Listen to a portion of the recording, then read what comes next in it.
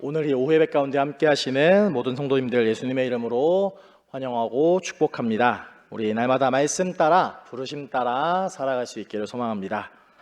어제는 광복절이었습니다. 1910년 우리 8월 29일에 일본에게 나라를 빼앗긴 경술국치 이후에 1945년 8월 15일 2차 세계대전에서 패배를 인정한 일본의 무조건적인 항복으로 해방을 이루게 된 역사적인 날입니다. 오늘날의 이 시대는 어느 때보다도 이 세대와 성별과 또 이념의 차이로 갈등이 심각한 이 시기인데, 나라를 위해서 기도하고 사랑해야 한다고 하는 이 메시지는 진영 논리, 정치 논리를 떠나서 하나님을 믿는 우리 교회에서 분명하게 전하고 가르쳐야 할 가치임이 분명합니다. 오늘 함께 나누게 될 말씀의 제목은 가이사의 것, 하나님의 것입니다. 우리의 삶과 신앙이 분리되어지는 것이 아니라 우리의 삶이 예배로 또 예배가 삶이 되어야 합니다. 우리는 하나님 나라의 시민이면서 동시에 사회 구성원으로의 역할과 책임이 함께 따릅니다. 말라기 선지자 이후에 이스라엘 사회는 400년 동안 하나님의 말씀이 없으셨던 이 침묵의 시대, 신구약 중간기의 시대를 보내게 됩니다. 이 시기 동안 이스라엘과 주변 국가들의 정세에도 변화가 생겼습니다. 말라기 시대 당시에 이스라엘 주변의 열강은 바사, 페르시아 제국이었습니다. 말라기 시대 이후의 국제 정세는 알렉산드로스와 이 헬라 시대를 뒤로하고 로마가 세계적으로 강력한 패권을 지닌 국가가 된 상태였습니다. 세계의 패권을 쥐었던 이 국가들의 최고 통치자들이 가지는 위상과 권세는 현대의 국가 최고 통치자들과 비교하면 훨씬 더 높았으리라 봅니다. 구약시대의 대표적인 패권 국가였던 애굽의 최고 통치자 파라오는 신의 대리인 또는 그 이상을 넘어서서 지상 가운데, 이 땅 가운데 나타난 태양신이라 일컬음을 받았습니다. 메소포타미아 지역의 주요한 국가들이 수메르와 바벨론과 아수르에서의 왕은 최고 신의 지상 대리인이면서 동시에 또 최고 제사장이었습니다.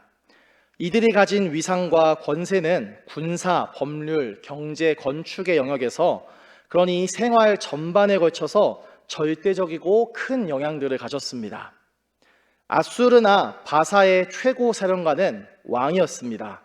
왕의 말이 곧 법이었습니다. 정복지의 모든 소유는 왕께 귀속되었습니다.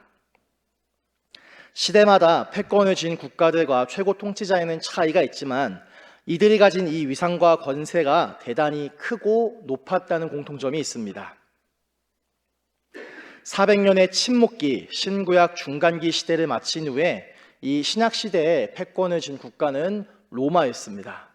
로마의 최고 통치자는 황제입니다. 근데 로마의 정치체제는 이전의 시대들처럼 군주제가 아니었습니다. 군주제 정치는 세습입니다. 이 세습이라는 것은 혈통에 따라서 이루어집니다. 그렇지만 공화정의 최고 통치자는 선거나 임기와 같은 제도에 기반한 선출직, 임명직이라는 겁니다.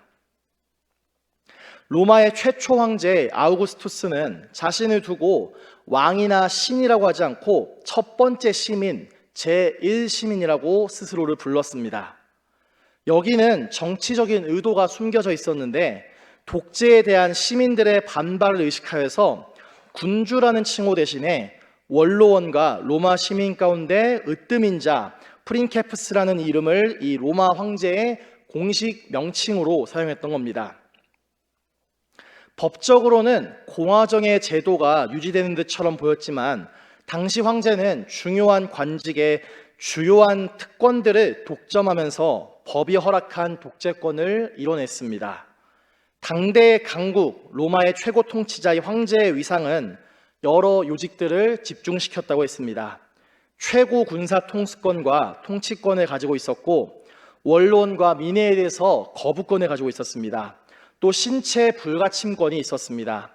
국가 단위의 종교의식을 직접 주관할 수도 있었고 스스로 사제단을 통솔할 수도 있었습니다. 신약시대의 초반 예수 그리스도의 생애 기간 가운데 이스라엘에 있었던 세력은 바리새파, 사두개파, 에세네파, 열심당원 등이 있습니다. 먼저 바리새파는 율법을 철저하게 지키는 자들로 서기관, 율법학자, 중산층이 주축이 되어서 부활과 천사와 같은 이 초자연적인 세계를 인정하였습니다. 사두개파는 다윗 시대의 대제사장이었던 사독의 이름에서 유래한 제사장 계열의 사람들이었습니다. 이들은 주로 상류층과 귀족에 많이 있었고 부활이나 천사, 영혼불멸과 같은 초자연적인 세계의 영역을 인정하지 않았습니다.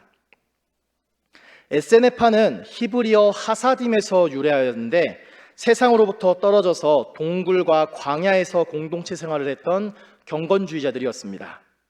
마지막으로 열심당원은 이스라엘을 다스리는 로마의 지배 아래서 벗어나기 위해서 무장투쟁을 벌였던 민족주의자들이었습니다. 당대의 제국, 로마의 통치 아래에 있던 이스라엘 공동체 가운데 알 수 없는 신기한 능력으로 병을 고치고 죽은 사람을 살리기도 하고 자신을 하나님의 아들, 메시아라고 부르는 자가 나타나게 됩니다. 우리가 하나님의 아들, 자기 백성을 죄에서 구원하실 그분, 예수 그리스도가 등장하였지만 세상은 환영하지 않았습니다. 정치 지도자들은 로마의 통치와 질서를 위협한다는 이유에서 배척하였고 종교 지도자들은 이스라엘에서도 촌구석인 나사렛 출신의 목수의 아들이 어떻게 세상을 구원할 메시아냐면서 인정하지 않았습니다. 오늘 본문은 가이사에게 세금을 내는 문제에 대해서 다루게 됩니다. 신약 성경의 세 권의 책 마태와 마가, 누가는 모두 이 일에 대해서 기록하였습니다. 그런데 세 권의 복음서의 저자가 다르고 읽는 독자도 다르니까 기록에 있어서 좀 표현에 있어서 조금씩 차이가 있습니다. 마태복음은 바리새인의 제자들과 헤롯 당원들이 나서서 예수 그리스도를 어려움에 빠지게 하려고 질문했다고 기록합니다. 이 기록은 마가복음에서도 역시 언급하고 있습니다. 그리고 누가복음에서는 이 질문을 한 주체를 변장한 정탐꾼들이라고 기록하고 있습니다. 마태복음에서는 바리새인들이 자신들이 직접 일선에 나서지 않았습니다. 제자들을 대신 보냈습니다. 마가복음에서는 제자들이 아니라 바리새인들이 그들이 직접 헤롯 당원과 결탁하였음을 전합니다. 그리고 누가복음의 이 정탐꾼들은 당시 로마 총독에게 고발하기 위해서 의인인 척하였던 자들입니다. 우리가 함께 읽은 이 본문은 마태복음입니다. 바리새인들이 어떻게 하면 예수를 말의 올무에 걸리게 할까를 상의하였습니다. 그들의 이 회의의 결론은 자신들의 제자들을 헤롯 당원들과 함께 보내어서 시험하자고 제안한 거였습니다. 말의 올무에 걸리게 한다는 건 곤란하게 만들겠다는 겁니다. 곤란에 빠지게 한다는 겁니다. 자신들은 뒤로 빠지고 제자들을 보내면서 격식을 차리는 척 질문합니다. 바리새인의 제자들과 헤롯 당원들이 예수 그리스도에게 전하였던 질문 내용이 무엇이었습니까? 우리 16절에 보시면 형식적인 인사말을 먼저 건넵니다. 그리고 17절에 와서는 가이사에게 세금을 바치는 것이 옳은 일인지 옳지 않은 일인지 예수 그리스도 당신의 생각이 어떠한지를 질문하고 있습니다. 표면상으로는 질문하고 있지만 이 질문에 어떤 답을 하더라도 문제를 삼아서 곤란에 처하게 하려는 이 뻔한 의도가 보였습니다. 네, 잠깐 빼주셔도 됩니다. 네, 저는 대학교부터 이 2번의 대학원까지 한 군데에서만 다녔습니다. 대학교 4년, 신학대학원 3년, 상담대학원 2년까지 총 9년이라는 시간을 이 서울신학대학교에서만 공부했고 그곳에서 졸업했습니다. 그러니 고등학교를 졸업하고 나서 제가 만나는 사람 중에는 교회 안 다니는 사람들이 없더라고요. 네. 게다가 이제는 저의 생활 반경이 집, 교회 이렇게만 있으니 제가 의도하지 않으면 교회 다니지 않는 사람을 만나기는 앞으로 점점 더 어려울 일일지도 모르겠습니다. 물론 저의 고향, 저의 삼척에 초등학교, 중학교, 고등학교 시절 함께 보냈던 친구들은 있습니다. 네, 그 친구들이 그 수가 이제는 많지 않습니다. 네, 여기 계신 분들이 믿기지 않을 수 있을 텐데요. 제가 대학 시절에는 굉장히 외향적이고 굉장히 활동적이었습니다. 네, 전혀 의외라는 반응을 보이시는데, 네, 활동적이고 외향적이었으니 주변에 사람들도 많이 있었습니다. 네, 그러던 제가 대학생일 때 당시 고향 친구들이 저에게 한 가지를 질문했습니다. 질문의 내용이 뭐였냐면, 동성애를 반대하는 이유를, 종교적인 이유를 다 배제하고 그냥 우리들이 설득될 수 있는 그 논리를 가지고 답해달라는 게 이 질문 내용이었습니다.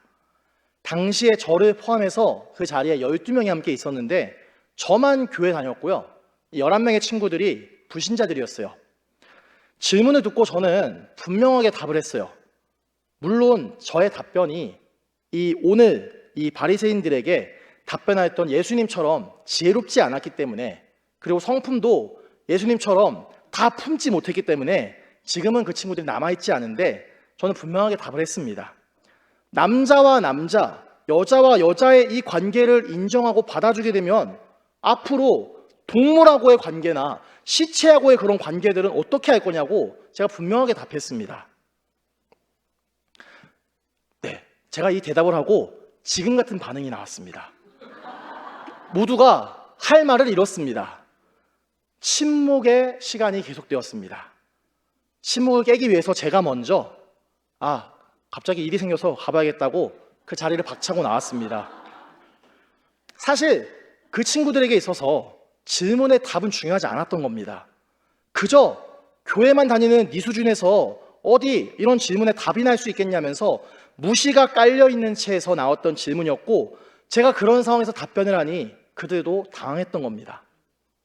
사실 우리가 살아가면서 답이 중요하지 않는 질문들이 있습니다. 답이 중요하지 않은 질문에 정말 많이 나오는 곳은 우리 군대에서 그런 거 많이 볼 수 있습니다. 군대에 처음 가게 되면요, 외모를 서로 비교하는 경우들이 많습니다. 여기 이 사람들 중에서 누가 더 잘생겼냐, 나랑 얘 중에 누가 더 잘생겼냐, 누가 더 못생겼냐, 아니면 계급장 떼고 싸우면 여기서 누가 이길 것 같냐. 질문의 수준이 어떻습니까?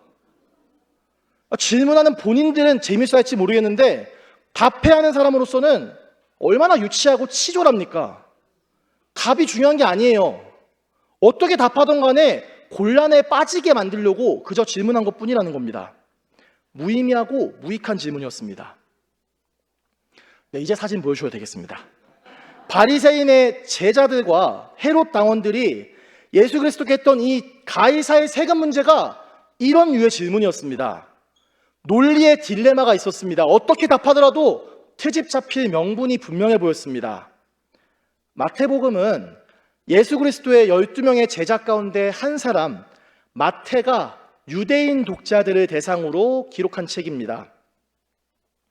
유대인들 가운데서 가이사에게 세금 내는 것을 옳지 않다고 여기는 움직임이 전혀 없었던 게 아니었습니다.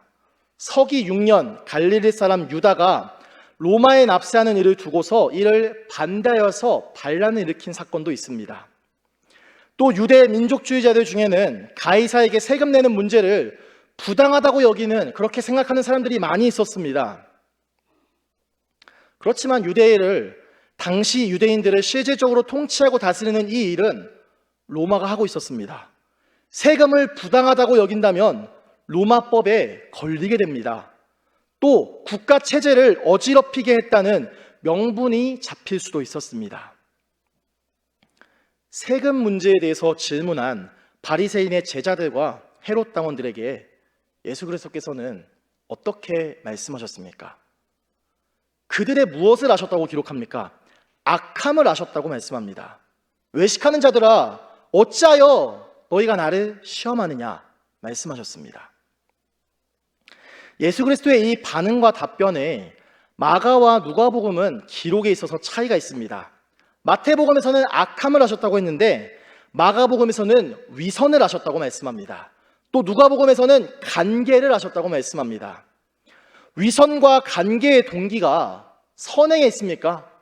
악행에 있습니다. 좋은 마음으로 위선하고 관계를 꾸미지 않지 않습니까?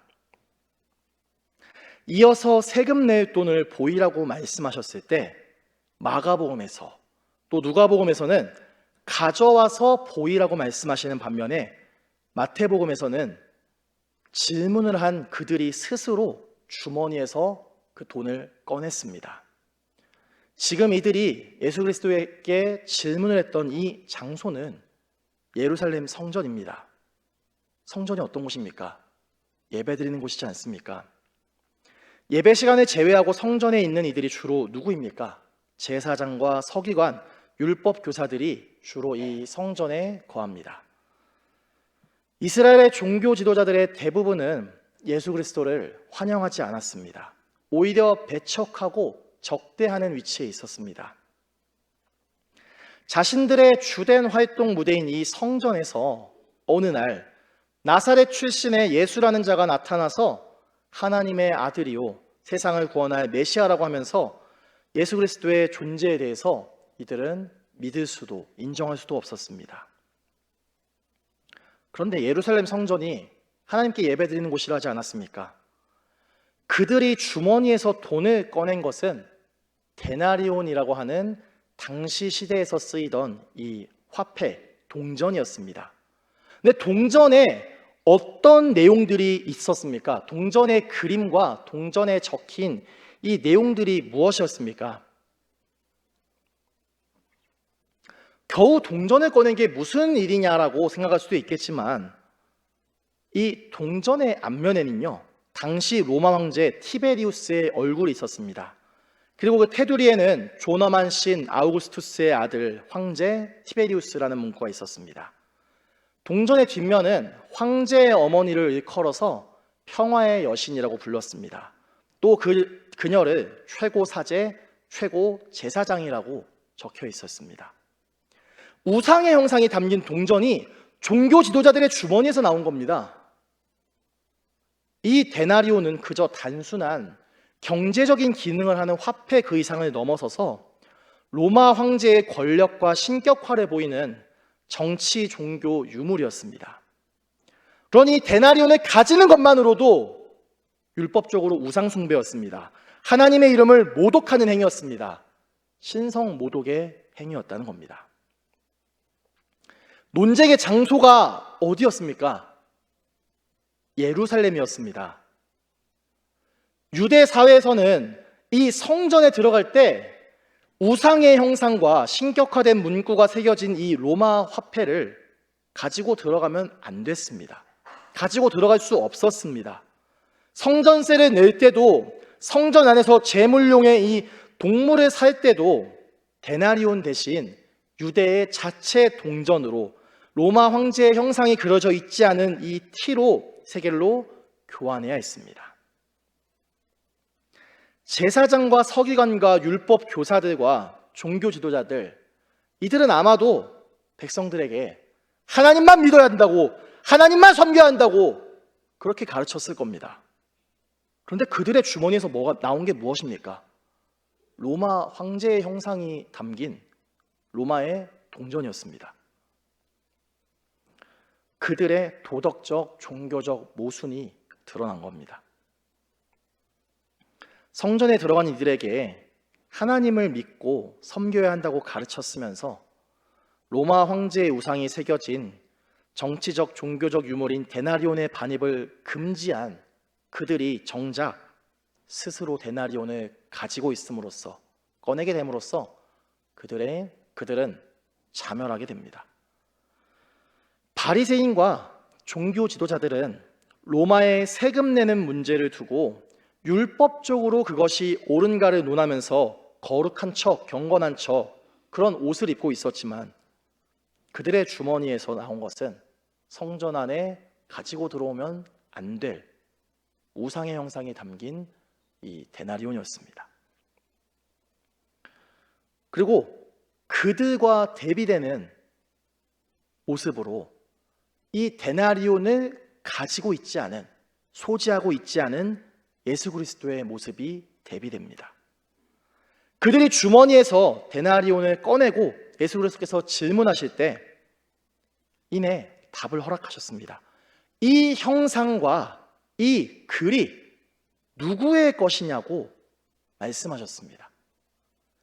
예수 그리스도께서 데나리온에 새겨진 형상과 글이 누구 거인지를 몰라서 질문하신 게 아니죠. 하나님만 믿어야 한다면서, 하나님만 섬겨야 한다면서 그렇게 가르치는 너희가 예배 처소인 이 성전에서조차 하나님을 욕되게 하는 글과 형상이 새겨진 이 로마 동전을 주머니에 가지고 다니는 이 모습은 로마의 상업 시스템과 화폐의 편리함과 특권을 누리던 그들의 위선을 따끔하게 꼬집고 있는 겁니다. 가이사의 것은 가이사에게, 하나님의 것은 하나님께. 예수 그리스도의 이 대답은 그들을, 예수 그리스도를 말로 곤란에 빠뜨리려고 했던 종교 지도자들의 율법적 정치적 함정을 간파하시고 완벽하게 승리하신 사건이었습니다. 그 대답에 이들은 할 말을 잃고 예수 그리스도의 곁을 떠날 수밖에 없었습니다.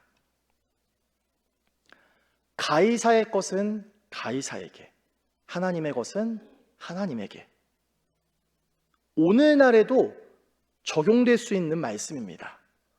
오늘을 살아가는 이 사회 가운데서 예수 그리스도를 믿고 따르는 그리스도인으로서, 또 이 사회를 살아가는 사회 구성원으로서 우리가 어떻게 살아가야 하는지에 대해서 분명하게 말씀하고 있습니다. 우리 마지막으로 역대상 29장 14절의 말씀 함께 읽겠습니다. 함께 읽습니다.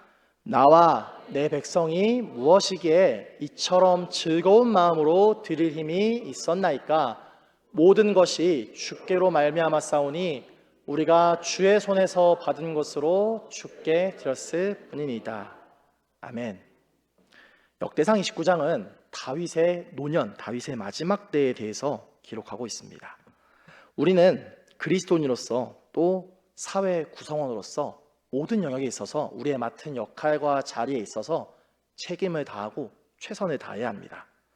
그러기 위해서 먼저 모든 것을 허락하시고 만물의 주인 되시는 하나님께 감사하며 또 사회인으로서 맡겨진 역할과 책임을 다하는 저와 여러분, 우리 수원교회 모든 성도님들 될 수 있기를 예수님의 이름으로 간절히 축원합니다. 우리 함께 이 시간 주신 말씀을 기억하면서 찬양 함께 부를 텐데요. 나의 모습, 나의 소유. 우리 2부 예배, 3부 예배 시간에 우리 헌금 봉헌하시면서 함께 부르는 이 찬양인데요. 이 찬양의 가사를 잘 기억하시면서 묵상하시면서 함께 불렀으면 좋겠습니다.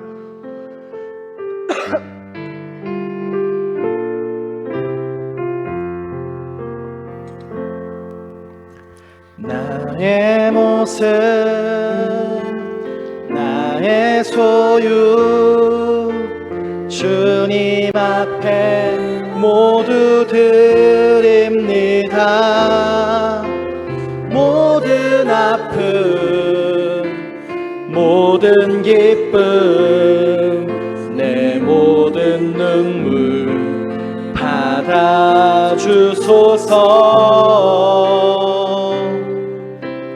나의 생명을 드리니 주 영광 위하여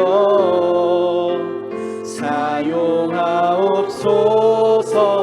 내가 사는 날 동안에 주를 찬양하며 기쁨의 제물 되리. 나를 받아주소.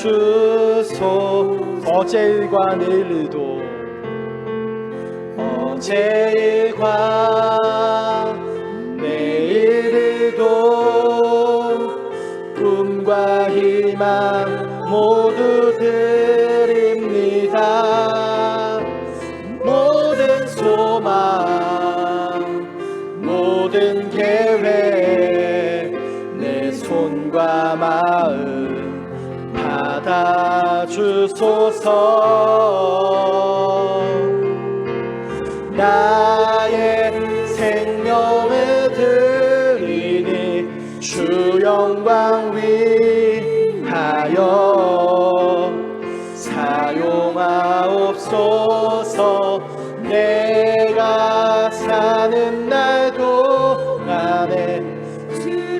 찬양하며 기쁨의 제물 되리. 나를 받아주 우리가 지닌 이 모든 것들, 우리가 지닌 이 모든 것들을 다 주께서 우리에게 주시었네. 몸 밖에 드릴 것이 없으니 내 삶을 받아 주소서. 나의 생명을 드리니 주 영광 위하여 사용하옵소서. 내가 사는 날 동안에 주를 찬양하며 기쁨의 제물 되리. 나를 받아주소서. 아멘. 우리 말씀을 기억하면서 함께 부른 찬양의 가사를 기억하면서 기도했으면 좋겠습니다. 우리가 그리스도인으로서 또 이 땅의 사회 구성원으로서 우리에게는 모든 역할과 자리와 책임이 있음을 기억하기 원합니다. 그리스도인이라고 해서 세상에 주어진 역할과 책임을 저버리고 무시하는 것도 아니고, 그렇다고 해서 세상에 속한 것들만 추구하고 따라가면서 그리스도인의 정체성을 잃어버리는 것이 아니라, 가이사의 것은 가이사에게, 하나님의 것은 하나님께 분별하여 하나님 앞에 참된 자녀로서, 하나님 나라의 백성으로서 그 사명을 온전히 감당할 수 있게 해달라고, 우리에게 모든 것을 허락하여 주신 하나님께 감사하며 또 이 땅 가운데 우리에게 맡겨진 그 역할들을 성실함으로 열심으로 감당할 수 있게 해달라고 이 시간 주님의 이름 간절히 부르시며 기도하며 나아가겠습니다. 기도하시겠습니다. 주여, 살아계셔서 역사하시는 하나님, 오늘 우리에게 허락하여 주신 이 말씀을 기억하며 또 찬양을 붙잡으며 주 앞에 나아갈 때, 하나님, 우리가 하나님 나라의 백성으로서 또 그리스도인으로서 그 사명을 감당함에 있어서, 또 사회 구성원으로서 그 역할을 감당함에 있어서 어느 것 하나 부족하지 않게 하시고 소홀히 여기지 않게 하시고,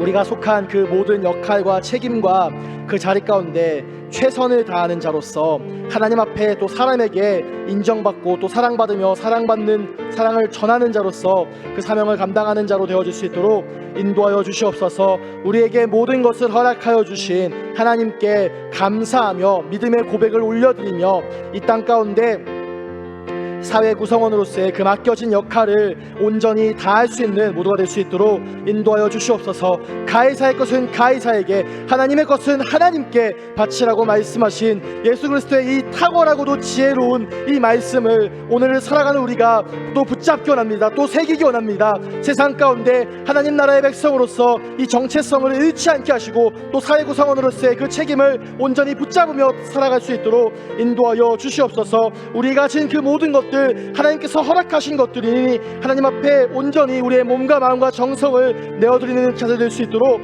인도하여 주시옵소서. 주의 이름을 높이며 주께로 더 가까이 나아가는 우리들 될 수 있도록 함께 붙잡아 주시옵소서.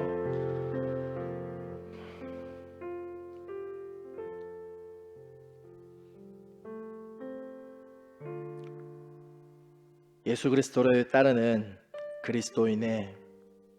그리스도이면서 동시에 이 땅에서, 이 나라 가운데에서, 우리의 속한 사회 가운데에서 사회 구성원으로서의 책임을 우리가 다할 때 어느 것 하나 부족함이 없게 하시고, 하나님께서 주시는 지혜와 능력으로 이 맡겨진 모든 것들을 성실함으로 지혜로서 잘 감당할 수 있도록 인도하여 주시옵소서.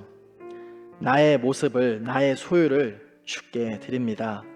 나의 가진 것 다 하나님께서 허락하신 것이니 하나님께 구하게 하시고, 또한 이 땅 가운데 사회 구성원으로서의 그 역할과 책임을 온전히 다하는, 하나님에게도 인정받고 또 사람에게도 인정받는, 하나님과 사람에게 사랑받으며 또 사랑을 베풀며 전하며 살아가는 우리 모두가 되어질 수 있도록 인도하여 주시옵소서.